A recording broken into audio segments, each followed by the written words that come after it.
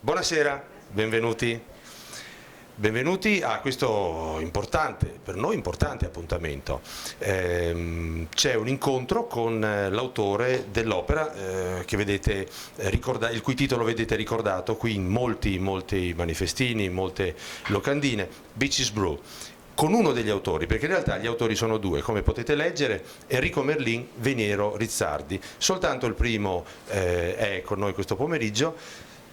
E quindi prima di dare inizio al nostro incontro, al nostro colloquio, al nostro scambio, desidero ricordarvi un'importante serie di avvenimenti. Vedete alle mie spalle c'è il manifesto di Conegliano Jazz and Blues. Conegliano Jazz and Blues è una rassegna di eventi e concerti di jazz, blues e soul nazionali e internazionali in collaborazione con l'assessorato alla cultura di Conegliano.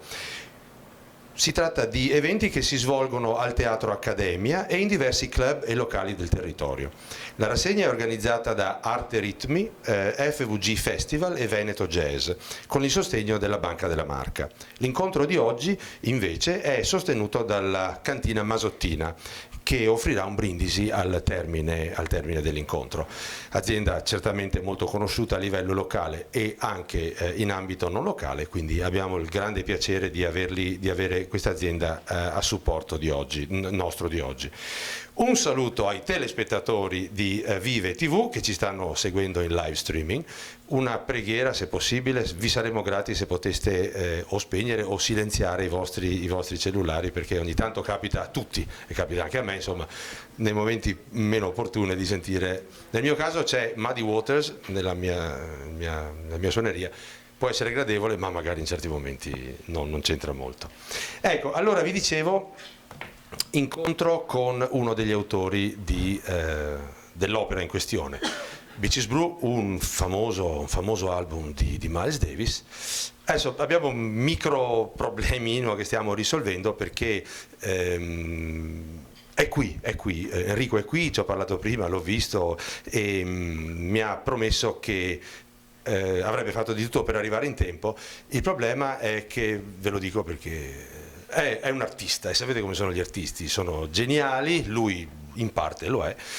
Io ho il piacere di conoscerlo da qualche tempo e sono però estrosi, sono come i cavalli di razza, no? Sapete, quando un'ombra li fa imbizzarrire, e purtroppo l'ombra in questione è stato il mio nome. Vedete, introduce Giovanni Mariani. Quando ha visto che il mio nome era un peletto più grande del suo, lui ha dato fuori di matto, ha detto: ma come? Chi sei? L'autore del libro sono io, il curatore del sito internet del Miles Davis elettrico, della famiglia di Miles Davis sono io. Dice: il musicista sono io, al centro del questo sono io. Dice: già ti devo sopportare che tu mi stia seduto accanto, e dice: proprio non posso fare a meno. Io ho detto: vedi, mi dispiace, io non ho chiesto io che il mio nome venisse scritto così in grande, non me l'aspettavo. Non è mia intenzione, io ti faccio le domande, dopo sei tu al centro ovviamente sul palcoscenico. E allora stiamo aspettando di riuscire a convincerlo praticamente della bontà di queste argomentazioni. Il centro è lui, il punto, il fulcro di tutta la situazione è lui, la gente lo sta aspettando e sarebbe ora che... No, io sono convinto che nel giro di qualche istante prevarrà l'importanza dell'appuntamento, il significato anche della presenza del pubblico. Sì? Ok. Allora io vi chiedo una cosa, però, un secondo, dopo giuro che partiamo come il fo, come dicono a Parigi, come il fo, come si deve. Allora, lui è un grande appassionato di wrestling, non solo di musica, è di wrestling. Lui non è molto alto, ma insomma, lui è un appassionato di wrestling e sapete, no, il wrestling, io ho conosciuto, appunto, quelli dicono: io ti spacco tutti i denti e con i denti ci faccio una collana per la mia ragazza. E quell'altro dice: ah sì, ti frantumo le ossa fino a quando caschi per terra come un sacco di patate. Quelli là, ecco, non dice. Allora, lui ha un soprannome, no, per gli amici: Spaccaossi, perché dice quando si arrabbia. Allora io vi chiedo cortesemente, per favore, diamo inizio a questa cosa prima che diventi una buffonata, insomma. Allora io adesso lo chiamo praticamente, no? Come io so fare, e quando dirò il suo nome, fategli un bel applauso, fategli credere che ci troviamo in uno di quelli sports arena dove ci sono tutti questi parti, spaccalo, uccidilo, no? E allora io vi prego, così in questa maniera cominciamo, io posso fare ritornare un po' in me delle mie normali funzioni. Allora, now ladies and gents, please give a big round hand al solo, unico, grande Enrico Spaccaossi Merli! Oh yeah!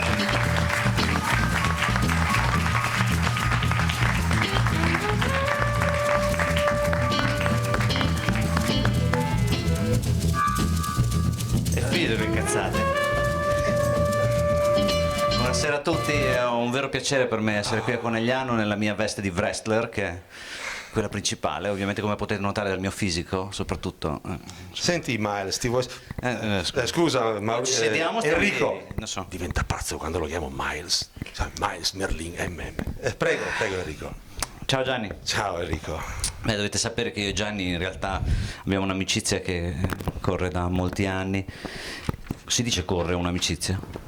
Tu puoi dire ciò che vuoi. Ah, ecco, sì, intanto all'autore concesso, no? Bravo, è una licenza poetica, no? Dicevamo. Esatto, no, sì, in realtà ci siamo conosciuti moltissimi anni fa, così, durante una manifestazione musicale, e poi abbiamo deciso anche di avere un progetto musicale insieme per un certo periodo. È stato molto divertente. Tutte le volte che ci rivediamo in queste occasioni così, mi piace sempre moltissimo quando Gianni può essere presente alle presentazioni del libro.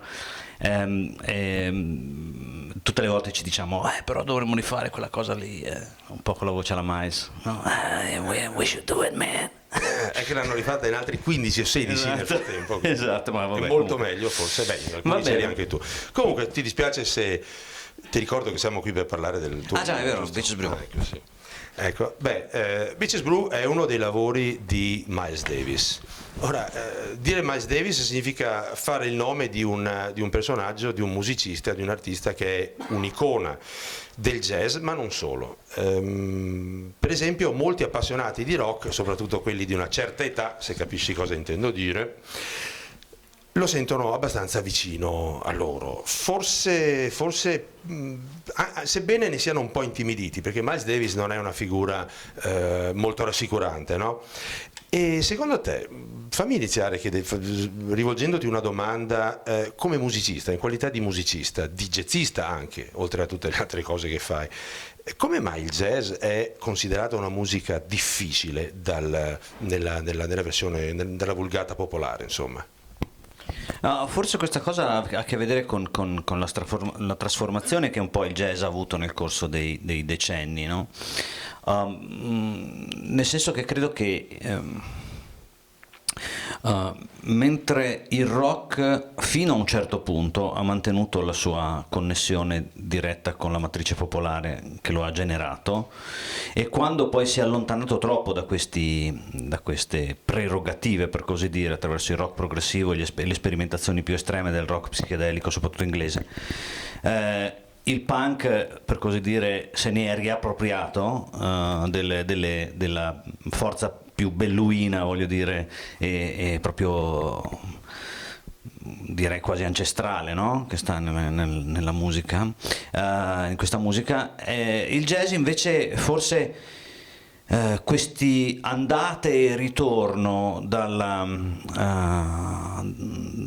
verso la sua componente più viscerale forse non li ha avuti in maniera così eclatante, quindi nasce come musica popolare, ovviamente il jazz come figlio prediletto, per così dire, del blues verso la fine dell'Ottocento, ma poi con la grande svolta del bebop, insomma, negli anni 40, insomma, è come se le emozioni avessero preso un po' l'ascensore all'interno del fisico, per così dire, quindi da musica addominale diventa più una musica cerebrale, insomma, ecco. E quindi forse questa cosa ha contribuito a far sì che venisse percepita dai non appassionati che seguono il filo dell'evoluzione del genere, magari lì viene vissuto più come un distacco, no? Cosa che invece forse non lo è. Poi il soul jazz ha cercato di riavvicinarsi, eccetera, però sono sempre stati dei tentativi che appunto come dici tu, in qualche maniera sembravano quasi essere più un riavvicinamento al rock, che di per sé il rock, anch'esso figlio del blues, insomma, benché in epoca diversa, va in quella direzione, insomma. Interessante anche la metafora che hai usato, perché rende abbastanza bene l'idea di questo tipo di evoluzione. Approfitto, tu hai nominato una parolina magica, bebop. Bebop è uno stile musicale jazzistico, quello che ha un po' allontanato, diciamo, il certo pubblico legato alla tradizione da quello che stava avvenendo, e ciò che avveniva fu l'incontro di una serie di musicisti immediatamente dopo la fine della seconda guerra mondiale, e tra questi musicisti l'ancor giovanissimo Miles Davis si ritrovò a lavorare.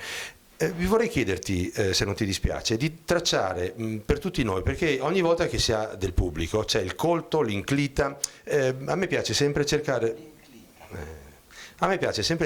di trovare delle formule che permettano a tutti di recuperare gli elementi fondamentali della discussione, perché se si perdono certe milestones, pietre miliari, non so se hai colto, vabbè, dopo te la spiego, certe pietre miliari, si va a rischio di prendere la direzione sbagliata. E quindi, in definitiva, ci tracceresti, Miles Davis è, dicevo, un'icona importante, imbarazzante, pesante, anche perché è stato da taluni critici considerato l'inventore di una serie di generi nel jazz. Mi viene in mente il cool dei primi anni 50, ma anche altri che tu ora di cui ci dirai.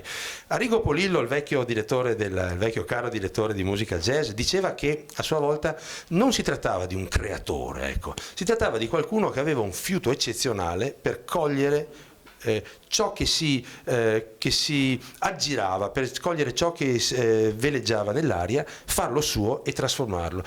Ci tracceresti una breve descrizione dell'attività musicale di Miles Davis dai tempi del bebop fino alla svolta elettrica, perché di quella parleremo tra breve. Sì, effettivamente questa cosa che diceva Polillo è una delle cose che mi trovo assolutamente d'accordo con lui. Lui poi era più incline alla tradizione, no? Nel suo modo di, infatti celeberrima rimase la sua stroncatura di John Coltrane a Milano nel 1960, quando suonò con Miles. Però lui ci vedeva a lungo, perché comunque era una persona di cultura, di grande cultura, era una persona intelligente, che forse non aveva nemmeno paura di mostrare i propri limiti, ecco, cosa che invece talvolta la critica moderna si dimentica, e quello che succede molto spesso con i critici, categoria che forse non amo moltissimo. Quello che succede è che molto spesso sembra quasi vogliano sostituirsi all'artista, no? Nello spiegarci che cosa fanno, quale moto dell'anima quell'artista ha condotto quell'artista a fare quel determinato tipo di scelte. Nel caso di Miles Davis, il mio lavoro quindi è più quello dello storico, se vogliamo, anche se forse una figura di mezzo, no? Cioè quello di cercare tra un musicista e uno storico. Quindi io ho cercato di vedere anche nell'evoluzione di Davis, visto dalla parte del musicista, perché determinate scelte sono state fatte, come mai questo percorso, anche questa, come dici tu, no? Questa irrequietezza, no? Che domina tutta la carriera di questo artista straordinario, che è nato nel 1926 ad Alton, Illinois, ed era figlio di un dentista, quindi ha una storia familiare, per così dire, diversa da quella di molti altri jazzisti di quegli anni, Parker in testa, insomma, no? Che è nato nel 1920 e che, voglio dire, non ha nemmeno mai conosciuto suo padre, e all'età di 14 anni era già stato dichiarato un tossicodipendente senza via di ritorno. Quindi, voglio dire, a questo punto Davis invece era figlio di buona famiglia, e successero tutta una serie di cose, per cui, per farla breve, nel 1945 riuscì a convincere suo padre a mandarlo a studiare alla Juilliard School di New York, che è una delle più importanti scuole musicali, insomma, dove insegnavano personaggi come Bernstein e dove avevano studiato personaggi come Bernstein, Leonard Bernstein. E quindi, insomma, com'è come non è, dopo una serie di vicissitudini, Davis e Charlie Parker si erano già incontrati nel 1944, quando Parker era in tournée con Gillespie e con l'orchestra diretta da Billy Eckstine, questo cantante che è stato molto importante nell'evoluzione del bebop, che Luciano Federighi però cioè, ha un grande rispetto per lui, e Luciano Federighi è un grande storico del canto jazz. Dice dopo Billy Eckstine molti cantanti si sentirono autorizzati a cantare e sbadigliare contemporaneamente, però insomma che è la nascita del crooner, per così dire, no? Però insomma nel 1945 praticamente Davis si ritrova in studio per la prima volta con Charlie Parker a 19 anni a New York, e molti critici su questa cosa per esempio hanno preso degli abbagli clamorosi, no? Nel senso che si dice questo trombettista così giovane, così poco presente, perché Parker con tutti i musicisti pazzeschi che ci sono in giro è andato a scegliere un trombettista di così poca esperienza, e poi che si sente un po' claudicante sulle scale, eccetera eccetera. In realtà le cose non stavano così, cioè Davis, malgrado avesse 19 anni, aveva già un'idea piuttosto chiara. Tu hai accennato prima al cool jazz, questa rivoluzione straordinaria che è quasi contemporanea al bebop per certi versi, che Davis abbraccerà, anzi aveva già abbracciato in quel momento lì, e che faceva sì che l'esposizione, per così dire, tecnica, virtuosistica, anche se vogliamo, del musicista non fosse così esplicita come nel bebop, ma fosse non vorrei dire in giacca e cravatta, perché non è questo, è anche questo un errore se vogliamo, è più un atto sublime e subliminale, non so, dell'atto dell'improvvisazione. Non vi è quindi uno sfacciato sfoggio della tecnica, ma la tecnica è soprattutto verso il controllo del movimento. Qualcuno forse ricorderà, immagino, che uno dei dischi più celebri di quel genere musicale si intitolava Venus de Milo, che non era altro che la Venere di Milo riportata in copertina. Quindi hai reso abbastanza bene l'idea del controllo, che non significa cancellazione dell'emozione, ma mastering di emotion, esatto, per riuscire a renderla in modo più efficace. Esatto, quindi mentre invece nell'atto creativo di Parker, Gillespie, Bud Powell, cioè tutti i grandi del bop, Max Roach, il batterista, eccetera, ciò che era principalmente in vista era proprio questo sfoggio di tecnica senza veli, no? Era il suo bello anche, no? Cioè era come essere al circo, vedere il triplo salto mortale con doppio avvitamento senza rete, cioè è una roba. E Miles invece si contrappone a questa cosa qui, ma nel momento in cui, e questo è magico secondo me, nel momento in cui questa cosa era appena nata, cioè non è che il bebop c'era già da 20 anni o da 10 anni o da 5 anni, era nato da pochi mesi, ma Miles aveva già capito che ciò che lui voleva fare era diverso, e i critici fraintesero completamente questa cosa dicendo che lui sembrava insicuro, in ogni caso, e su questo spendo solo 2 parole, ma io ricordo benissimo come è stata la mia prima seduta di incisione quando avevo 16 anni, 17, non di più. Quasi 18? Forse sì, però non avevo la patente, quindi sono venuti a prendermi, quindi mi ricordo. Però ecco, ricordo che io tremavo come una foglia. Cioè quando è arrivato il momento in cui c'era anche il mio assolo, le mie mani erano inchiodate sullo strumento, perché sapevo che qualunque cosa avrei fatto in quel momento sarebbe rimasta lì, in quell'incisione. E allora mi ha un po'... mi sorprendeva un po' questa cosa, perché io pensavo questo giovane Miles Davis che a 19 anni si ritrova in uno studio di incisione a New York. Lui in fondo era un campagnolo, no? Diciamo, no? Anche se veniva da St. Louis, ma voglio dire, comunque tutto ciò che veniva fuori da Manhattan era considerato provincia, e quindi si trovava in questo studio di registrazione con le star del jazz più forti che c'erano in quel momento lì, cioè la vera avanguardia, e doveva suonare. Beh, io sarei stato molto emozionato. Poi c'è un'altra cosa che ogni tanto si dimenticano i critici di ricordare, per esempio, che al pianoforte sedeva questo Hank Gates, che Hank Gates non è nessuno in realtà, cioè nel senso che non è un nome vero, ma è lo pseudonimo di Dizzy Gillespie.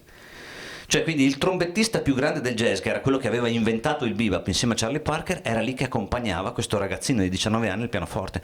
Io non so voi, ma io sarei stato molto emozionato. Come lo sei adesso del resto, no? Ma sì, sempre.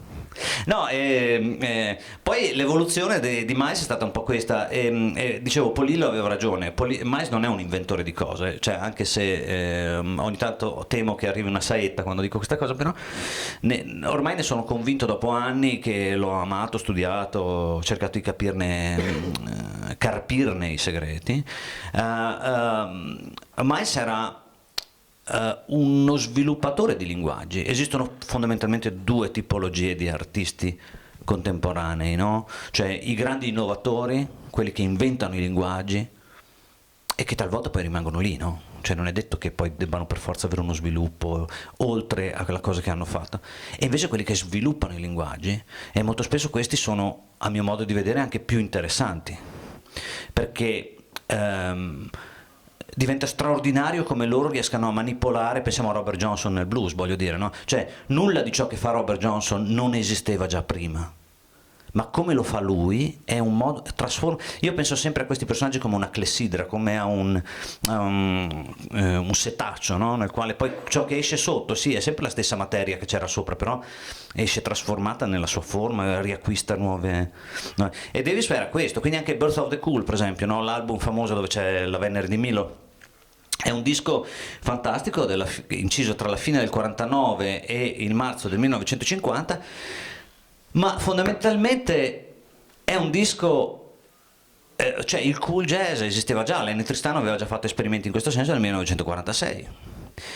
Però Davis aveva capito che Tristano forse non aveva spinto l'acceleratore nella maniera giusta. Dice, ma se invece che farlo in trio, per esempio, ci mettessimo una band, e guarda caso, chi è il personaggio che lui convoca per sistemare tutta la faccenda? Il grande Gil Evans, che era l'arrangiatore di Claude Thornhill, che era un'orchestra che era una sorta di evoluzione dell'orchestra, non so se avete esperienza di Paul Whiteman, cioè un'orchestra commerciale, un'orchestra da ballo, quella dove suonava il grande Big Spider Beck.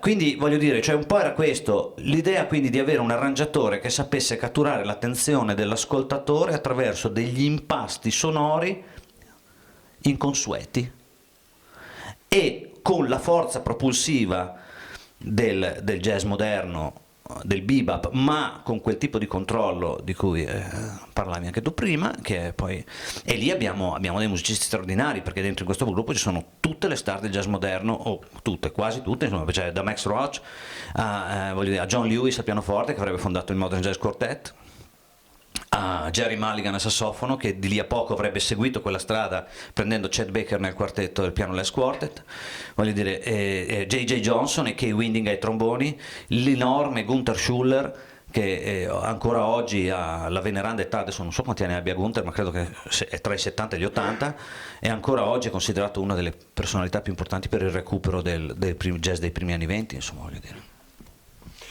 Bene, e quindi Miles Davis attraversò una serie di evoluzioni, captò, rielaborò, dopo, soprattutto come dicevi tu, dopo aver colto in precedenza i prodromi di quello che sarebbe avvenuto in seguito, e un po' alla volta, dopo aver attraversato, dopo aver cavalcato la musica jazz degli Stati Uniti, dopo aver suonato con i musicisti che hai nominato tu ed altri negli anni 50. Gli anni 50 di Miles Davis furono un periodo incredibilmente bello, ricco, creativo, e quindi dopo aver già dato molto, dopo che avrebbe anche potuto dire ok, siamo già nel mainstream praticamente, continuo così come tanti fanno e me la sfango fino alla fine, no?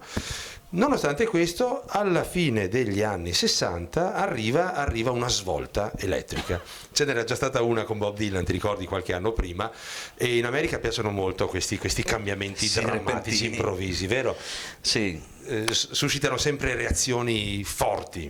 Ecco, anche qui è curioso, no? Perché la storia ci trasmette, proprio in questo periodo sto terminando il mio prossimo libro, ne approfitto per legarmi a questo argomento, perché proprio lavorando molto su Bitches Brew ha dato poi il là definitivo ad un progetto che curavo da circa 20 anni, che è una storia della musica del XX secolo attraverso il supporto fonografico, cioè quindi il supporto fonografico come testimonianza della memoria, come ciò che resta, che apparentemente è la verità, ma non lo è. Di fatto non lo è, cioè nel senso che il disco preserva determinate cose che sono state scelte di essere per essere preservate, cioè, voglio dire, ma la scena è un esempio, adesso non voglio andare fuori tema, ma voglio dire, è un esempio il blues tradizionale, no?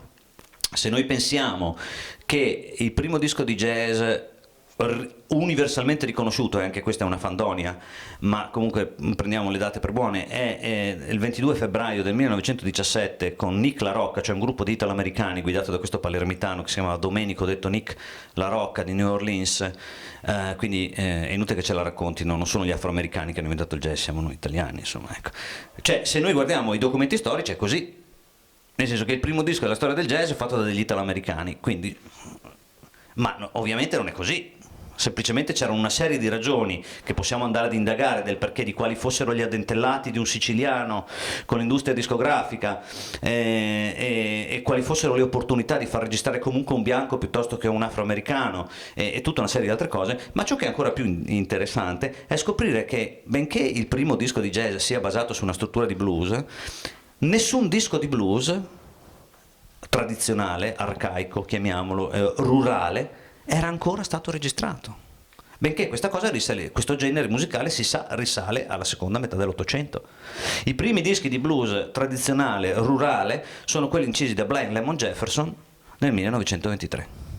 Quindi voglio dire, è assurdo, cioè com'è possibile che la musica madre sia stata registrata anni dopo la musica figlia? Quindi da questo paradosso che io, quando l'ho scoperto alcuni anni fa, ho detto c'è qualcosa che non mi torna, è iniziato tutto questo lavoro per cui di cercare di capire. E la stessa cosa avviene un po' per rispondere un po' alla tua domanda direttamente su Davis, cioè il fatto che in fondo non fu una svolta repentina, no? Cioè in realtà questo fermento era in atto da molto tempo, molti musicisti stavano cercando questo binomio, questa affiliazione all'elettricità. Come dici tu, Dylan, appunto, è misteriosa questa cosa. Se avete voglia, il concerto del 1966, quello pubblicato nella bootleg series della Columbia, della Sony Columbia, di Bob Dylan, è fantastico, perché a un certo punto si sente proprio che dal pubblico, quando Dylan attacca la parte elettrica, si sente che dal pubblico cominciano a urlargli di tutto, cioè traditore, ce n'è qualunque cosa al povero Dylan, il quale non fa altro che girarsi verso Robbie Robertson, chitarrista della band, e dirgli ok, play fucking loud, che sarebbe come dire vi prego suonate molto forte. Ho tradotto bene lei che è professore d'inglese? Sì, diciamo che ecco, l'idea. Sì. Quindi a questo punto diciamo Bitches Brew arriva l'incisione di questo album straordinario alla fine, nell'agosto 19, 20, 21 agosto del 1969, dopo un percorso che era cominciato però il 4 dicembre del 1967, cioè nel momento in cui Davis decide di inserire la chitarra elettrica all'interno del proprio quintetto, facendo diventare un sestetto.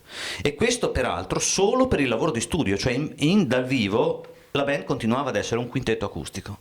Quindi per lui era lo studio, come per i Beatles, lo studio diventava un ulteriore strumento compositivo, cioè nel quale si crea un laboratorio, una bottega artigiana, pensatelo come volete, nel quale si crea della roba che dal vivo non si può fare. Sì, hai risposto, hai dato anche ulteriori spunti che ritengo avrai modo di riprendere e approfondire più tardi. Quindi lo studio come laboratorio, nel senso che parallelamente conduceva due vite parallele Miles Davis. Da un lato, dal vivo, continuava a proporre il suo jazz acustico con il contrabbasso, la batteria, il pianoforte, eccetera.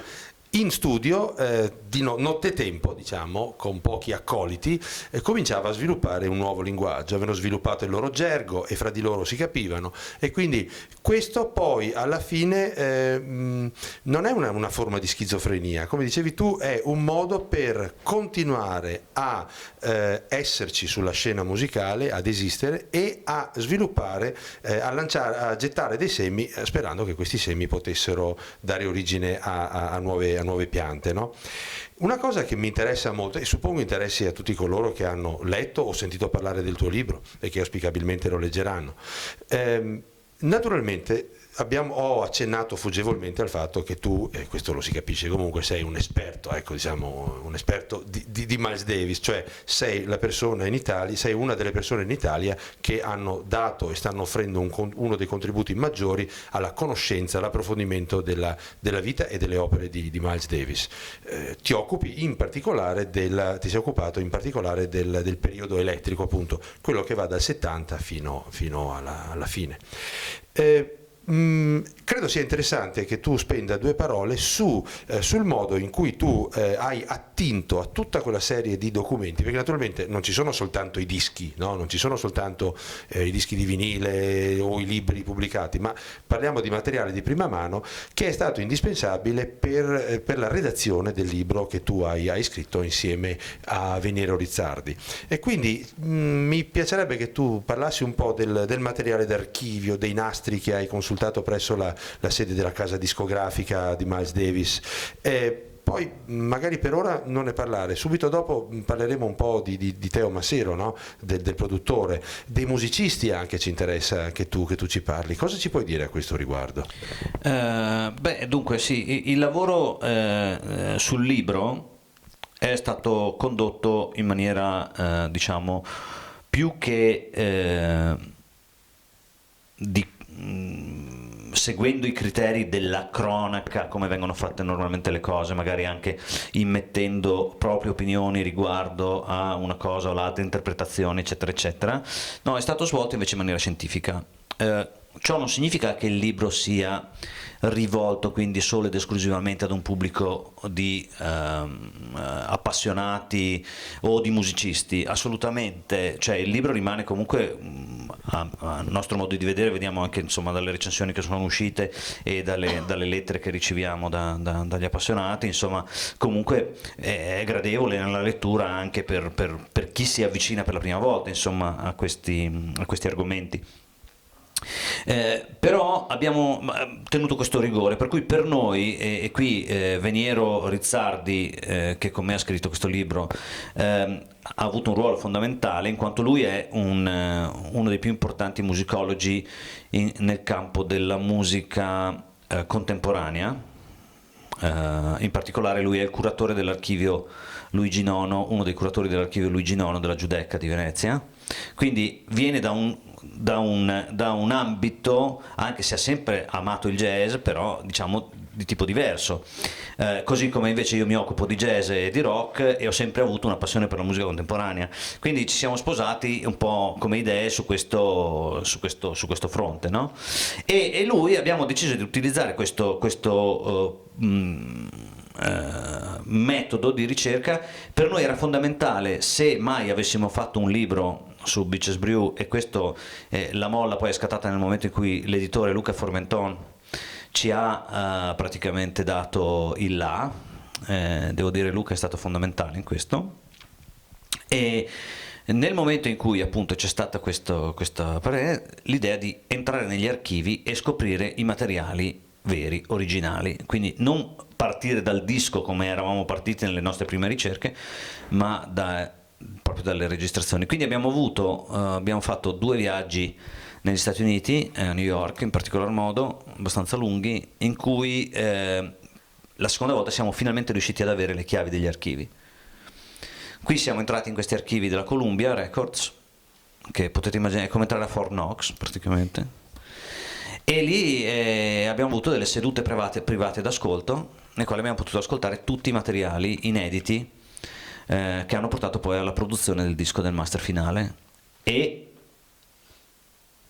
oltretutto di tutta la documentazione che è conservata alla New York Public Library, dove c'è il fondo appunto Teo Massero, dove tutti possono consultare questo fondo. È molto interessante perché lui era un maniaco, il produttore che ha prodotto tutti, compresi Simon e Garfunkel di The Graduate, per intenderci, quelli di The Sound of Silence, e quindi voglio dire, e lui era talmente maniaco che tutte le lettere, tutte le corrispondenze con gli artisti, con la casa discografica, ha conservato tutto e ha donato tutta questa cosa poco prima di morire alla New York Public Library, e lì abbiamo avuto questa autorizzazione speciale dalla Columbia e da Teo Massero, dalla famiglia di Teo Massero, di copiare tutti i materiali e poterli utilizzare per il libro.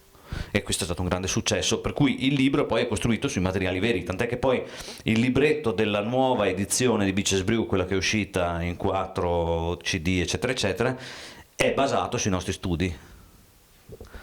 Quindi siamo stati in studio ad ascoltare i nastri insieme a Lenny White, che è uno dei 2 batteristi che sono nel disco, il quale ci ha dato tutta una serie di informazioni relative a come sono andate le sedute di registrazione eccetera eccetera, e abbiamo intervistato praticamente tutti i musicisti che hanno suonato in Beaches Brew, quelli ancora vivi, gli altri alcuni prima, altri mai. E alla luce di quanto stai dicendo, di quanto ci ha detto finora, il tuo parere personale è che Beaches Brew, i cui prodromi, i cui semi erano stati gettati, seminati diversi anni prima, è stato davvero un disco di rottura, non tanto per l'effetto che ha avuto sul pubblico, ma sugli effetti che ha determinato nella musica successiva? È stato un vero disco di rottura, oppure è stato sopravvalutato questo aspetto, alla luce della tua esperienza anche di musicista, naturalmente? No, Beaches Brew è straordinario, questo altrimenti avremmo fatto forse un libro su un altro disco, tipo. Però no, perché è straordinario? Adesso questi termini poi già usare è sempre difficile, no? È già straordinario, però usiamolo proprio nella sua componente etimologica più pura, cioè straordinario, fuori dall'ordinario. È un disco esattamente fuori dall'ordinario, bellissimo, splendido, cioè, questa roba qui è una roba che non ci interessa in questo frangente, cioè nel senso che sono dei giudizi talmente personali, no? Bisogna capire uno cosa ascolta di solito, cosa gli piace, come vive l'ascolto della musica, se ha voglia di farsi anche violentare un pochino talvolta, no? Cioè sono talmente tante le cose che vengono messe in gioco nell'esperienza della fruizione dell'opera d'arte, no? Indipendentemente dal fatto che sia un'opera d'arte sonora o visiva, voglio dire, no? Cioè nel senso, se siamo ancora legati ai canoni classici della bellezza greca, voglio dire Kaloska e Agathos, allora voglio dire a questo punto forse magari no, forse allora c'è qualcosa di meglio di Beaches Brew, no? Ma se invece ciò che ci interessa è la forza innovativa, l'organizzazione dei materiali, gli aspetti più imprevedibili dell'agire musicale e dell'atto della post-produzione, perché questo poi è un aspetto fondamentale nel disco Beaches Brew, allora ecco, Beaches Brew, oltre che straordinario, è anche un disco fondamentale, cioè per quello che mi riguarda è uno dei 10 dischi forse del XX secolo, ma proprio perché era così come le variazioni Goldberg di Glenn Gould nell'edizione del 1981. Cioè siamo di fronte ad un oggetto sonoro che è una testimonianza non tanto di un atto creativo unico, cioè di un mettere insieme dei musicisti e farli funzionare, ma di un prodotto che esiste solo ed esclusivamente perché molte forze hanno agito in comune e soprattutto vi è stato un lavoro di post-produzione, cioè di ripensamento di ciò che è stato registrato, che fa sì che la componente, passatemi il termine, intellettuale è molto alto. Cioè nel senso che non è solo un atto creativo de panza, per così dire, no? Per usare un francesismo, ma è una cosa che ha invece a che fare proprio con un pensiero a posteriori. Considerate che il disco è stato registrato, come vi dicevo, in 3 sedute di 3 ore, nell'agosto del 69. Se qualcuno di voi ha un po' di esperienza, se qualcuno è musicista ha già capito di che cosa sto parlando, ma anche lo stesso, cioè voi dovete fare i conti che un turno di 3 ore di registrazione non sono praticamente nulla, perché ora che hai piazzato tutti i microfoni, hai fatto i test, gli strumenti sono piazzati e cominci a registrare, il tempo è già quasi finito. Se poi considerate che ogni volta devono smontare e rimontare, perché la Columbia aveva dei turni di registrazione intensissimi, per cui poi subito dopo poteva esserci Springsteen che registrava, o Dylan, o chi so io, a questo punto voi capite che tutto questo è folle, considerando poi che erano coinvolti 13 musicisti, la maggior parte dei quali non si erano mai incontrati prima di quel momento in cui si sono trovati in studio, perché Davis giocava su questa cosa, lui era un pugile. Prima abbiamo giocato su questa stupidaggine del wrestler che mio amico Gianni, fra l'altro non mi ero nemmeno accorto che il tuo nome è scritto più grande, quindi adesso che lo vedo adesso comincia la storia vera, no adesso che l'ho scritto adesso io vado, perché non è possibile. Cioè, me l'ha fatto notare lui adesso. Vabbè. Comunque insomma, dicevo, è impressionante questa cosa qui, il fatto che lui era come un pugile, quindi sfidava i suoi musicisti a essere creativi, perché non sapevano che cosa sarebbe successo in studio. Lui non ha fatto delle prove prima, capite? Lui ha portato in studio questa gente che non si era mai vista prima e ha assegnato, li ha messi in semicerchio, hanno fatto tutto il microfonaggio e dopo hanno cominciato a registrare con Miles che dava delle piccolissime indicazioni. Quindi una componente, chiedo scusa, un po' magica nelle intenzioni, la volontà di far credere, di trovarsi all'interno del cerchio magico, no? Come quello dei poeti romantici, all'interno del cerchio magico dove lì e lì soltanto sarebbe avvenuta la magia, dove lì sarebbe avvenuto ciò che al di fuori non era possibile, non era pensabile agli altri esseri non abbastanza fortunati da essere stati scelti per stare lì dentro. Ora, questa componente credo ci fosse nelle intenzioni e anche nell'immaginario dei musicisti che hanno partecipato. Si sono fatti forse abbastanza prendere, anche perché Miles Davis, tu dicevi, era un pugile, era uno che ti sollevava da terra, era un uomo dotato di un carattere, sapeva mesmerizzare i musicisti, i critici e gli altri, erano famose le sue intemperanze, no? Quindi diciamo un cerchio magico all'interno del quale è avvenuta la cristallizzazione di un momento che ha dato origine ad un prodotto che tu hai giudicato straordinario. E ritorno sulla domanda di prima. Che risultati ha dato una volta che il cerchio magico una volta che la luce si è spenta? Cosa è rimasto fuori? Perché tu prima hai parlato di altri dischi, a me è venuto in mente che l'altro disco più famoso di Miles Davis, forse che ha venduto, qua però mi confermerai o meno la mia affermazione, che ha venduto forse più di Beaches Brew, e cioè Kind of Blue.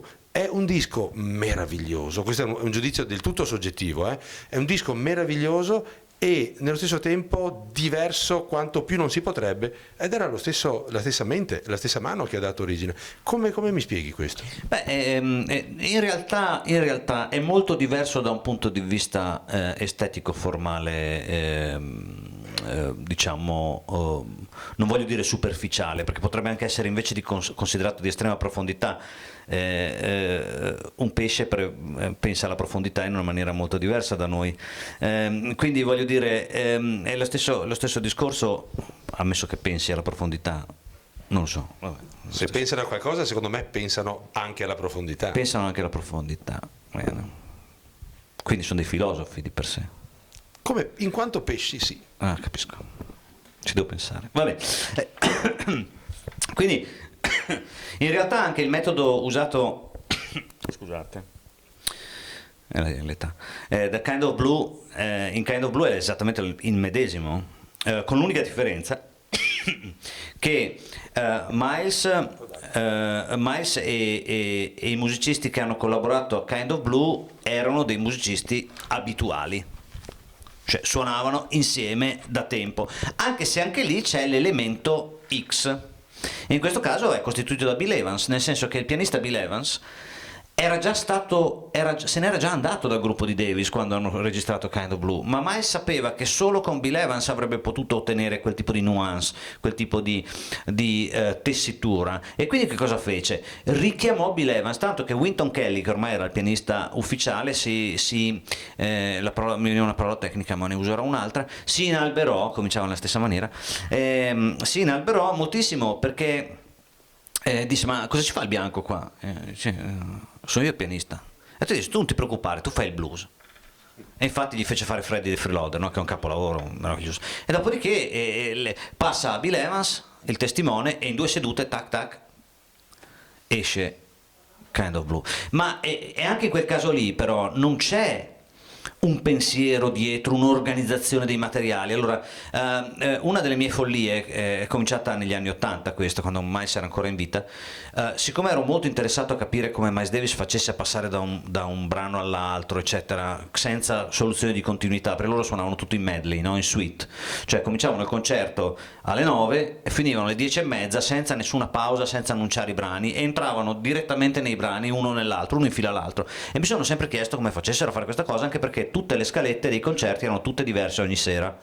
E allora dicevo: ci deve essere qualche sistema di cosa, perché io sono disposto a credere veramente a tutto, o quasi, però utilizzo il metodo scientifico prima e dico: e siccome si parlava di ESP, di magia, no? Di come Miles riuscisse in qualche maniera a mesmerizzare appunto i suoi musicisti, ho detto: va bene, ci credo, però prima verifico se non c'è un sistema di codici, e il sistema di codici c'è, quindi, e l'ho scoperto negli anni, ancora negli anni 90, quando praticamente ho cominciato ad ascoltare, a collezionare tutte le registrazioni live che incontravo di Davis, e ho messo insieme circa 600 ore di materiale inedito, ascoltando che cosa succedeva prima dell'inizio di ogni brano, no? Sì. E mi sono reso conto che prima dell'inizio di ogni brano Miles Davis suonava per ogni brano sempre la medesima frase.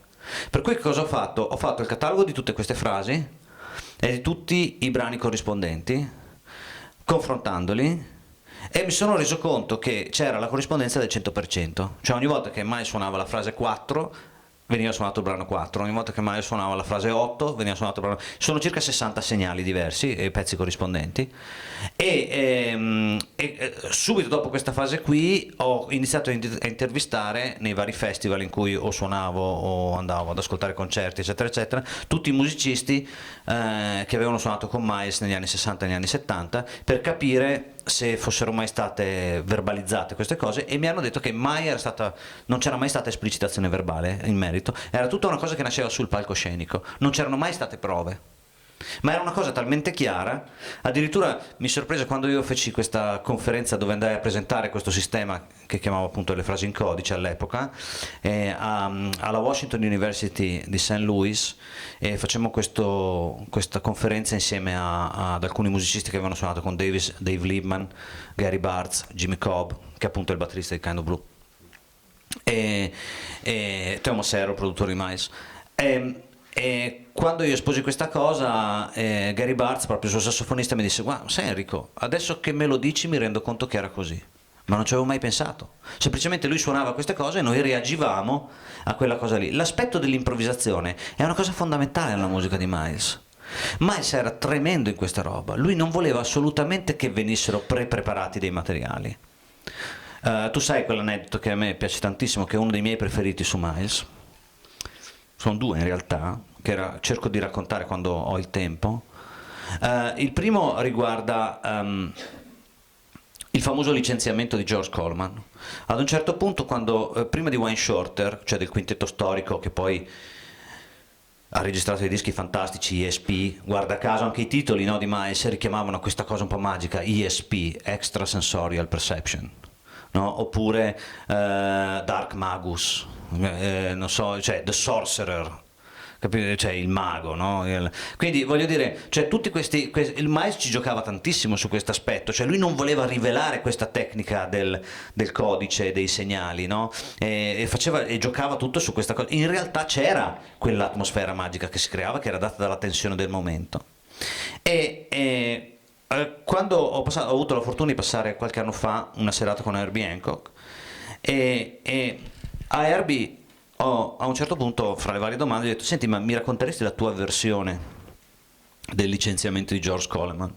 E dice: guarda, è stata una cosa assurda, perché George stava facendo un assolo, eravamo su un palco, stavamo facendo un concerto. A un certo punto Miles, che stava normalmente fuori dal palco quando noi si faceva gli assoli, Miles è entrato sul palcoscenico, si è avvicinato a George Coleman e gli ha sussurrato all'orecchio: "You're fired", sei licenziato.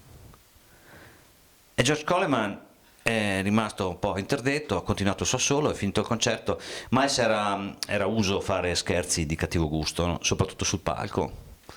E quindi dice, alla fine del concerto, Miles è in camerino e George Coleman va: ma scusa, ma cos'è che mi hai detto prima? You're fired.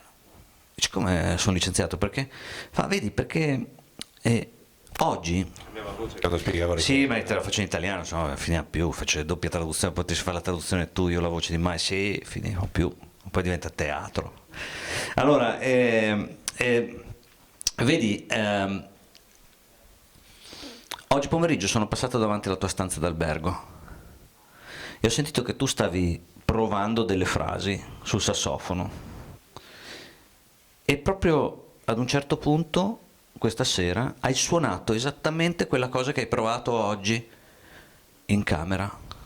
Bene, e quindi sei licenziato. Dici: ma come? Io faccio di tutto per prepararmi, per suonare al meglio con te, eccetera, eccetera, tu mi licenzi? Eh sì, perché io mica ti pago per provare nella camera d'albergo, io ti pago per improvvisare sul palco.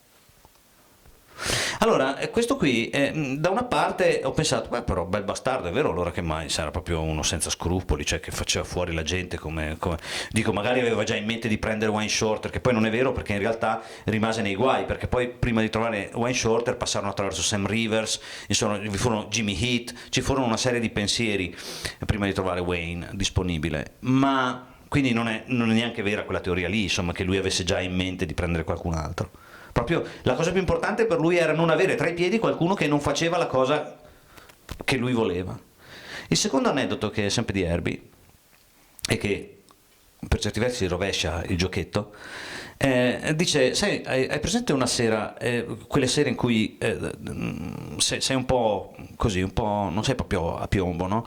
E quando stai per mettere giù un accordo sul pianoforte e ti rendi conto che sarà sbagliato, ma ormai è troppo tardi perché la mano è già giù.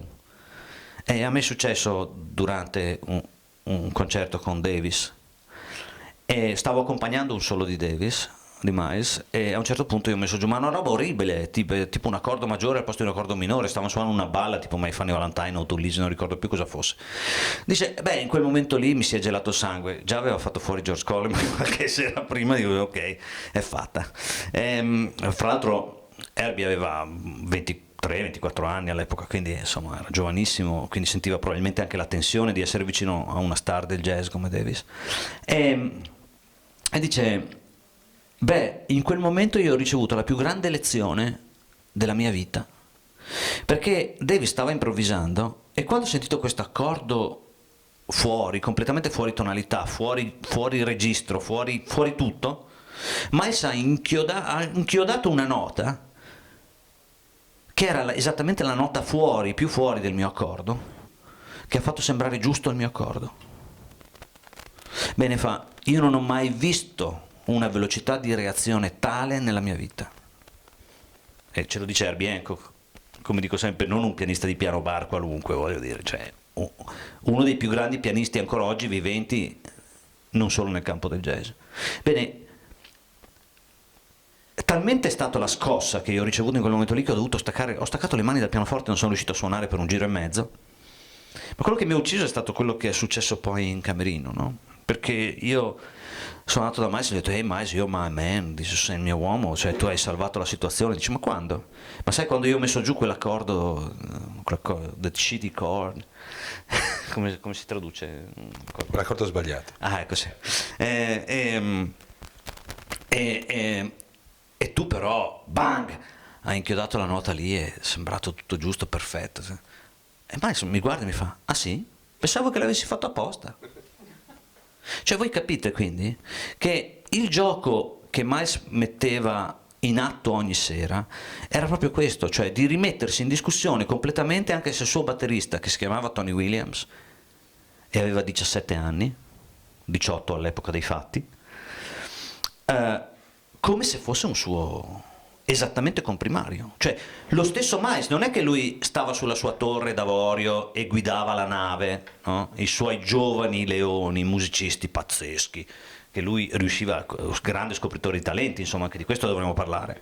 Insomma, nella sua band sono passati 2 o 3 dei più grandi musicisti che hanno fatto la storia del jazz: Joe Zawinul, Chick Corea, Keith Jarrett, Herbie Hancock, Wayne Shorter, Ron Carter, Tony Williams, Jack DeJohnette, Dave Holland, John Scofield, Mike Stern, John McLaughlin, cioè posso andare avanti, Lee Konitz, Jerry Mulligan, cioè voglio dire, allora, cioè, aveva, diciamo, un discreto fiuto per le cose che funzionavano, per i musicisti che funzionavano e le combinazioni.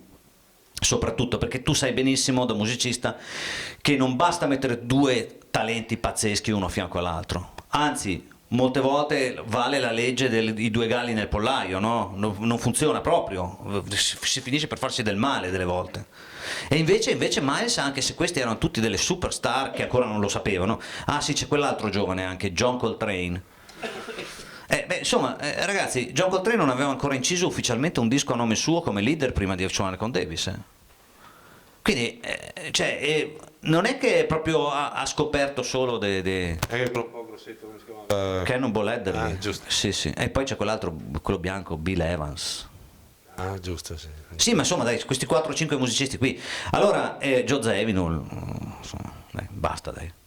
E quindi, se no, insomma, lei col telefono. Però voglio dire, è così, ragazzi, cioè, il jazz rock, prima lui mi chiedeva dell'eredità in qualche maniera, no, di questo disco. Sì, c'è, ma è talmente profondo questo disco, è talmente multidimensionale, succedono talmente tante cose in sto Bitches Brew, che quando Chick Corea ha lasciato la band per fondare il suo gruppo, che prima, vabbè, ha fatto l'esperienza del Free con ARC e poi con Anthony Braxton, e poi ha anche lui deviato verso l'atmosfera elettrica fondando i Return to Forever, prima con Connors alla chitarra e poi con Al Di Meola e Lenny White alla batteria e quell'altro anche che aveva appena imparato a suonare il basso che si chiama Stanley Clark. Voglio dire, superstar band. E John McLaughlin fonda invece la Mahavishnu Orchestra, uscendo sempre da Bitches Brew. Herbie Hancock fonda gli Headhunters dopo e prima ancora con i gruppi suoi elettrici. Quindi voglio dire, cioè, e poi ci sono gli altri 2, cioè il personaggio più importante dopo Teo Macero in Bitches Brew è il tastierista Joe Zawinul, che insieme al sassofonista Wayne Shorter, che era sempre nel gruppo di Bitches Brew, fonda i Weather Report con Miroslav Vitus. Quindi voglio dire, siamo di fronte a, forse il libro si dovrebbe chiamare La genesi del jazz rock. Solo che ognuno di questi ha preso uno degli aspetti che sono là dentro, o 2 aspetti di questi grandi artisti, no? Ha preso uno o 2 degli aspetti che sono presenti in Bitches Brew. Bitches Brew è un disco multidimensionale che è costruito in una maniera in cui lo stesso Davis non è più riuscito a ricreare un panorama di quel tipo. E a questo punto permettimi di interromperti, che cade il discorso dell'importanza della post-produzione. Spiegaci, per chi eventualmente non lo sapesse, che cosa fa un produttore brevemente, e dici che cosa fece Teo Macero in occasione della produzione e della post-produzione di Miles Davis, del disco Bitches Brew di Miles Davis. Ecco, sì, normalmente voi dovete pensare perché è anche così importante un disco come Bitches Brew. Perché normalmente rivoluziona un po' uno dei concetti fondamentali della registrazione nel campo jazzistico. Nel senso che normalmente pensiamo all'atto compositivo come una sorta di composizione estemporanea, no? Cioè nel senso che noi abbiamo delle linee guida, dei paletti da rispettare, degli accordi in alcuni casi, in questo caso non si parla più di accordi ma si parla di aree tonali, insomma, e sui quali ognuno dei musicisti improvvisa, costruisce la sua storia, racconta la sua storia a sua maniera. E quindi di fatto crea una composizione estemporanea. Quindi Quindi se noi pensiamo al mondo classico, cioè al mondo tradizionale, noi normalmente il momento della composizione e quello della esecuzione è disgiunto, nel senso che a casa il compositore con la matita normalmente compone sulla carta, quindi consegna le partiture ai suoi musicisti, i quali, o ai musicisti che gli hanno commissionato il lavoro, i quali eseguiranno la composizione. Quindi è momento 1, momento 2. Nel jazz normalmente ciò che accade è che appunto attraverso questo sistema dell'improvvisazione si ha del materiale precostituito, preorganizzato, che viene modificato ogni volta in maniera diversa, più o meno diversa, questo dipende da quanto l'artista osa, quanto l'artista realmente improvvisa o utilizza dei cliché precotti, come quelli di George Coleman, per cui alla fine Davis lo ha licenziato, insomma, ma è una pratica abbastanza comune nel bebop, quella di utilizzare quelli che vengono chiamati pattern. Comunque in ogni caso di assemblare queste cose come giocare con Lego e alla fine quindi il momento della composizione diventa sostanzialmente contemporaneo a quello dell'esecuzione. Ecco, con Beaches Brew invece avviene una sorta di paradosso temporale, perché la composizione di questi brani, nessuno dei brani a parte uno del disco sono stati suonati così come li sentite. Cioè Davis ha portato in studio questi musicisti e li ha fatti suonare un po', adesso proviamo questa cosa. Miles aveva già un progetto in testa che aveva approvato con il suo produttore Teo Massero, come risulta anche dai documenti che poi abbiamo prodotto nel libro, e li fa provare un po', dice boh, adesso basta, ma nel momento più bello, no? Magari li fermava, eccetera, poi diceva no, adesso proviamo quest'altra sezione, e cioè i musicisti erano Benny Maupin, il clarinettista basso, mi ha detto io a un certo punto non sapevo più, cioè non sapevamo più cosa stavamo facendo. Lo stesso vale per John McLaughlin, che uscendo dalla seduta di registrazione di In a Silent Way del disco precedente di febbraio chiede a Herbie Hancock, but do you think it was any good? Pensi che ci sia stato, che abbiamo fatto bene? Perché? Dice perché? Ma perché insomma Miles mi faceva suonare, poi a un certo punto mentre mi pareva che la storia stesse quagliando mi ferma, mi fa ripartire eccetera, poi cioè, a un certo punto non sapevo più se il pezzo andava bene, se questa era roba che avrebbe scartato eccetera. Herbie Hancock mi guarda e mi fa welcome to a Miles Davis session, cioè questa era la sua pratica, non faceva mai capire. Benny Maupin per esempio racconta che a un certo punto Miles non faceva riascoltare le cose che avevano registrato ai musicisti. Tipo a un certo punto dice mi passa le cuffie e mi fa ascoltare un pezzettino e gli dice ti piace? Sì, è bellissimo, ok, e mi strappa la cuffia di testa, cioè perché lui aveva questo terrore che i musicisti, se fosse stata fatta un'altra presa, cercassero di riprodurre se stessi. Questa è una cosa che capita molto spesso anche a noi jazzisti quando si improvvisa, no? Cioè se una cosa ti viene bene, se non hai veramente un grande training, che sai che è la cosa che devi evitare di più, è venuta bene? Perfetto, non bisogna più farla. Invece tendenzialmente se una cosa ti è venuta bene tendi a ripetere te stesso, e questa cosa, figurati se ascolti la registrazione, hai una doppia riprova che la cosa non è solo una tua sensazione ma è anche una prova del 9 per così dire, quindi questa cosa diventa pericolosissima. Per evitare questa cosa Davis evitava i riascolti. Poi appunto alla fine hanno accumulato questa mole di materiale che poi in realtà non è tantissima, perché ripeto appunto 9 ore di registrazione non sono nulla, e nei nastri restano fuori più o meno un'ora e mezza di materiale, oltre a quell'ora e mezza pubblicata su disco, che sono per lo più prove di microfoni, test di groove, di cose, no, di giri, eccetera, eccetera, e invece una lunga sequenza di Miles Rounds the Voodoo Down, che è uno dei pezzi che invece aveva la necessità di entrare proprio, si doveva creare il groove, perché quel pezzo veniva eseguito normalmente in quintetto, e invece lì con questo ensemble di 12 persone ovviamente capite che gli equilibri venivano completamente organizzati. Quindi alla fine quando Davis e Teo Massero si ritrovano con il materiale registrato, che cosa accade? Che cominciano a lavorare di taglierino, di cutter proprio, sul nastro, e cominciano a prendere parti che magari erano state solo delle improvvisazioni, duplicarle, doppiarle, in maniera tale da dare l'illusione che quella fosse una cosa scritta. Ciò era accaduto già a febbraio, per esempio, con il disco In a Silent Way. In a Silent Way è un capolavoro fantastico che precede Beaches Brew, dove addirittura, che è misterioso, cioè, noi abbiamo trovato tutte le partiture complete di com'era In a Silent Way e le registrazioni. Ciò che è finito sul disco è completamente diverso. Cioè, che cosa ha tagliato Davis con Teo Macero? Tutto il materiale scritto.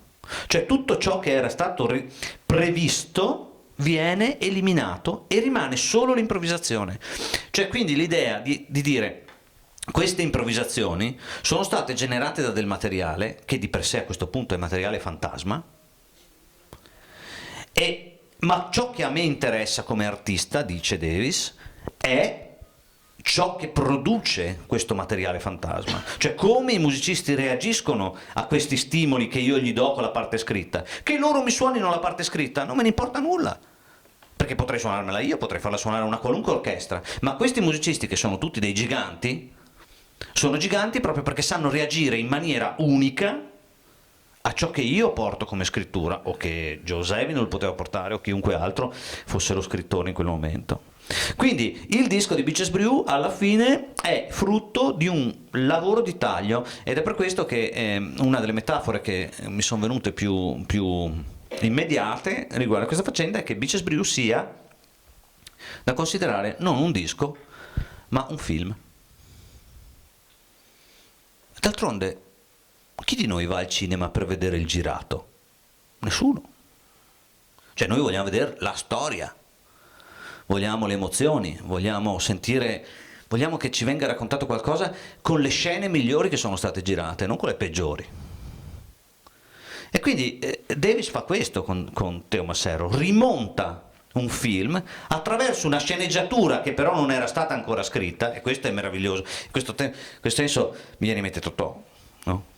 Cioè il fatto che potevano esserci delle sceneggiature meravigliose, ma di fatto poi alla fine lui era in grado di, nei momenti migliori, perché poi la maggior parte dei film di Totò sono dei film, non voglio dire, insomma, però ecco, però la gag, la forza del riuscire a creare in quel momento, cioè dell'improvvisazione, è ciò che resta, è ciò che è forte. E questa è la stessa cosa che avviene con Davis, no? Cioè noi prendiamo ciò che deve essere preso e costruito in una maniera che non era prevedibile nemmeno da noi prima che potesse essere fatta, nel momento in cui c'erano i nastri di fronte. Ciò che è stato più interessante negli studi Columbia è proprio stato questo, cioè vedere i nastri con i tagli che venivano fatti in diagonale per creare il crossfade, perché così la testina mentre legge la parte d'arrivo che si sfuma e la parte che entra nuova, e vedere la conferma di ciò che noi avevamo sempre sostenuto, cioè io e Rizzardi, che questa musica era tutta frutta era bello però, era tutta frutto di un lavoro di taglio che però non dà vita a un Frankenstein, ma dà vita a un'opera d'arte nella stessa maniera in cui si fa un film, cioè in cui si scelgono le take migliori e si monta, e anche nella sceneggiatura si può rivedere la sequenza di determinate immagini, perché quando le vedi ti accorgi che funzionano meglio. Cioè Kubrick, voglio dire, in questo senso è il maestro assoluto, no? Se noi pensiamo a Kubrick, il fatto che lui poteva girare per 3 settimane un'unica scena, fino a distruggere gli attori. Nell'ultimo film, per esempio, questo è accaduto, no? Li ha talmente distrutti che poi questi due hanno divorziato, insomma, no? No, Nicole Kidman e Tom Cruise, voglio dire, nella scena famosa della camera da letto in cui si fanno le confidenze. E voglio dire, eppure, al di là del fatto che Tom Cruise possa o no essere un grande attore, c'è la TV, non dovrei dirle queste robe, no? Vabbè, se ne frega. Cioè, voglio dire, alla fine non è quello che conta, ma è il fatto che comunque chiunque ci fosse stato lì, lui lo avrebbe portato all'estremo, così come Jack Nicholson in Shining, così come, cioè il fatto di prendere e portare il tuo artista che tu hai scelto per quel progetto, perché hai capito che quella è la faccia giusta, e nella musica che quello ha l'espressività giusta, che si sposerà perfettamente con gli altri musicisti che tu hai scelto, e portarlo al limite, così come un pugile, lo mette in un angolo e continua a picchiare. E poi ti fa capire che forse a un momento potrà riprendersi, ma non è vero. È una finzione perché tu hai già la contromossa pronta, perché sei un abile giocatore di scacchi. È un po' la differenza tra la strategia e la tattica, insomma, in qualche maniera. Senti, mi piacerebbe che tu dedicassi qualche momento a parlare dell'aspetto del design, delle immagini, della copertina, di quello che si vede, perché mi aggancio a quanto tu dicevi prima, parlavi del film e quindi c'è questo aspetto visivo che è molto marcato, come del resto in tutta la storia della carriera di Miles Davis, tutti gli appassionati ricordano il modo in cui le sue mise degli anni 80, il modo in cui lui si vestiva, ma anche negli anni 80, anche negli anni 50, lui aveva sempre questo aspetto visivo molto forte. Per anni era sempre in giacca e cravatta, poi improvvisamente cominciò ad avere delle mise pazzesche. Sì, forse sai una cosa che potremmo fare, giusto anche per alleggerire questo momento, e forse anche per dare a chi magari non ha la minima idea perché in fondo noi stiamo parlando di una roba che non esiste, perché voglio dire, se ci sono delle persone che non hanno mai sentito il disco Bitches Brew, in fondo quanto tempo è? Un'ora circa che parliamo del nulla, no? No, parliamo di musica, quindi è chiaro che ma la musica non esiste. In che senso non esiste? Come è fatta la musica? Io non l'ho mai vista. Perché non la puoi vedere, ma la percepisci con un altro senso, non la percepisci con gli organi visivi. Ho capito. Di solito l'ascolti la musica, no? Però non si cioè, pensa se non ci fosse la registrazione. È un casino. Luciano Federighi, che tu hai citato prima, parlava proprio di questo, no? Mi raggancio a quello che hai detto anche tu. Ciò che noi ascoltiamo è un patrimonio culturale, storico, etnografico, sociologico, che però è stato selezionato alla fonte. Non abbiamo avuto, noi possiamo sentire solo ciò che ci è rimasto. Ecco perché gente come Bela Bartok andava a registrarsi i pastori erranti dell'Asia, no? Esatto. E altri come lui, proprio per cercare di recuperare, prima che fosse passato il tempo, fino a quando gli interpreti erano vivi e attivi, cercare di cogliere qualcosa che però nel momento in cui viene registrato è cristallizzato, l'assolo, l'improvvisazione. Vedi il paradosso, adesso ne butto io una là di provocazione. L'improvvisazione che in quel momento è funzionale al progetto, nel momento in cui viene registrata viene cristallizzata e cessa di essere tale. Dico bene? Dice benissimo, tant'è che addirittura, la mia è una provocazione sempre questa, sul fatto che probabilmente uno dei motivi per cui la musica jazz si è sviluppata così velocemente nel corso del XX secolo è proprio grazie alla registrazione. È da lì che anche mi è venuta l'idea per l'altro libro, no? Cioè, nel senso che è la registrazione che ci racconta alla fine, con tutti i limiti del fatto che sappiamo che su disco sono finite solo le cose che hanno voluto che finissero su disco, no? Però altrimenti veramente non è come la pittura, non è come la scultura, voglio dire che sono sotto gli occhi di tutti, dalla fotografia al museo, voglio dire, passando per tutti gli stadi intermedi. Qui purtroppo nella musica non è così, la musica o la fruisci nel momento in cui viene fatta, soprattutto se si tratta di improvvisazione, oppure di fatto non esiste tranne che nelle nostre menti. È un fenomeno veramente misterioso da questo punto di vista. Zappa diceva una cosa bellissima della musica: la musica in fondo è una scultura d'aria. Secondo me è la massima definizione che io riesca a dare della musica, è una scultura d'aria, è aria che si muove. Sono particelle di roba che si muove, che arriva al nostro nervo acustico e che il nostro cervello poi elabora. E ogni tanto, nelle mie follie dicchiane, uno dei miei scrittori preferiti è Philip Kindred Dick, quindi vi lascio immaginare se lo conoscete, nella mia follia dicchiana ogni tanto penso, ma e se non esistesse? E se fosse solo, e se fosse che ognuno di noi la percepisse veramente in una maniera completamente diversa da chiunque altro, e infatti di fatto è così, perché altrimenti non si spiegherebbe perché delle cose siano considerate dei assoluti capolavori, delle altre cose che non hanno a che fare solo con il gusto, ma proprio con i termini tecnici proprio della costruzione. Allora io volevo io temevo che tu un'altra citazione di Frank Zappa, ma per fortuna ho avuto, sì. La vuoi fare tu allora? No, vedo che sei tu quello che, no, io sono lo zappofilo, ma voglio dire, ma non.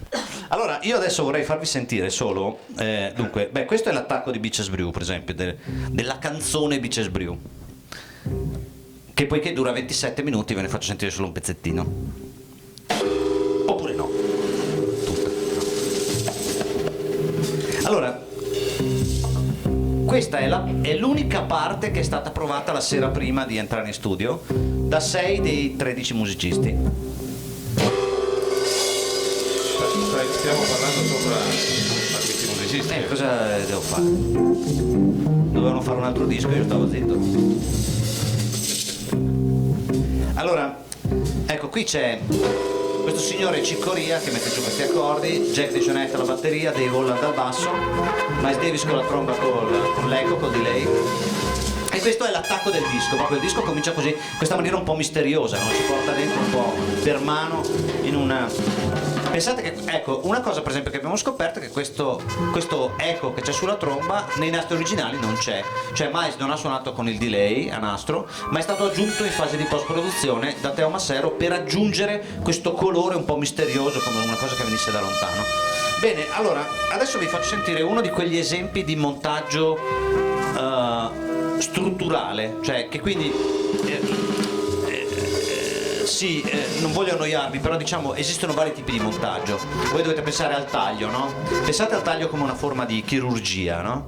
Quindi di per sé esiste anche la chirurgia estetica ed è quello che normalmente si fa nei dischi, cioè un assolo è venuto male, quindi lo taglio, lo tolgo e lo prendo da un'altra versione che è venuta meglio, oppure proprio ce lo tolgo del tutto.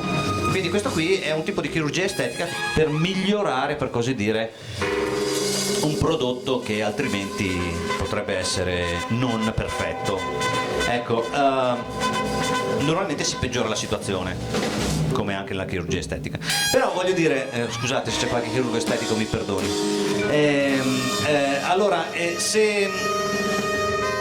Ma altre volte invece sono di carattere strutturale, e questo è il caso per esempio, cioè nel senso che dopo questa lunga introduzione, che in realtà è il tema, che dura circa 3 minuti, parte la parte che è stata registrata per prima quel giorno, che è una parte dove si svolgono gli assoli dei vari musicisti su Bitches Brew, ma che per così dire parte in maniera piuttosto brusca nella sua registrazione, per cui dopo una parte così intensa Teo Massero ha la sensazione che ci sia la necessità di accompagnare l'ascoltatore per mano all'interno di questo nuovo modulo espressivo. Quindi parte il basso di Harvey Brooks, il basso elettrico,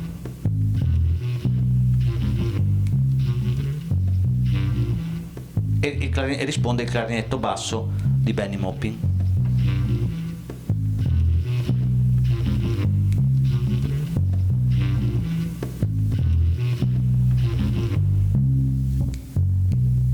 Bene, dopo questo momento parte tutta la sezione degli assoli, entrano le batterie e tutto il giochetto inizia. Bene, allora, questa cosa che voi sentite non è mai stata suonata così, nel senso che l'originale, voi sentite praticamente ora, sintetizzando, abbiamo questa figura di basso che è cum cum cum cum cum cum cum. Ok, questa è stata suonata una volta sola. Dopodiché c'è, quindi questa cosa la chiamiamo A o 1.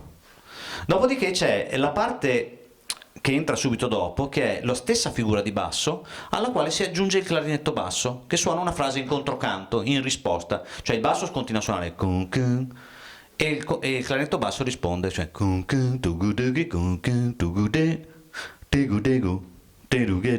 queste sono, e questa la possiamo chiamare 2. Bene, allora subito dopo questa, nella versione originale partivano gli assoli. Allora Teo, come vi ho detto, ha la sensazione che serva un po' più di relax per fare caricare l'elastico della fionda dove poi partono questi assoli. Allora cosa fa? Prende queste 2 parti, le isola, le stacca, le duplica, e l'effetto è quello che abbiamo appena sentito. Ora ve lo faccio risentire segnalandovi l'ingresso delle varie sezioni. Fra l'altro, se prestate attenzione, si sente che per un errore di mixaggio, questo solo nella versione in CD, nella versione in vinile erano stati attenti, ma in CD gli è scappato, hanno lasciato aperto la traccia del microfono della tromba di Miles, per cui lui stacca il 4 con lo snap e per errore di mixaggio dopo il taglio si sente che rimane dentro uno snap, e questo ci aiuta a capire che proprio è esattamente una copia della precedente. Adesso lo sentite? Aspettate che...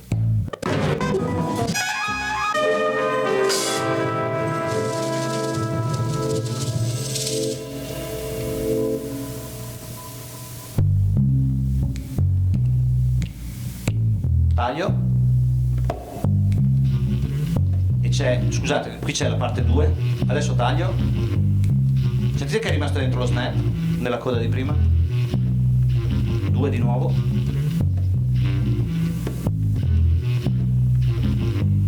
due, adesso taglio e si torna all'1, quello senza clarinetto basso, con tutto lo snap, 2, clarinetto basso, di nuovo clarinetto basso, 2,